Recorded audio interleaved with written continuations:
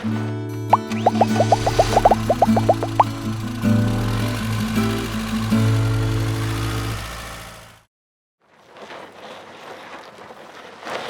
guys, Scott here with RV Wholesalers. Today we're going to talk about checking for water leaks, especially after winterization and you're ready to use a camper. So right now we're inside the coach. The biggest thing that you can do visually is inspect all the water lines at any water connection. So right now we have the kitchen sink that we have opened up. So underneath here, which obviously we're not going to see in the video, but behind the sink where the faucet hooks up, you're going to have two water lines that connect back there. Once you get your water connected for the season and everything starts running, you reach your hand back there, make sure all the water lines are tight, maybe snug them up a little bit if you need be.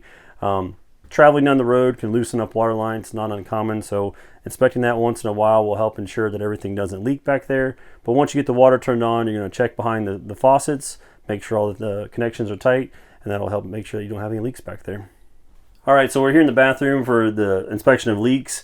Toilets, they look very similar to this. Most brands have something like this. The water connection's in the back at the bottom.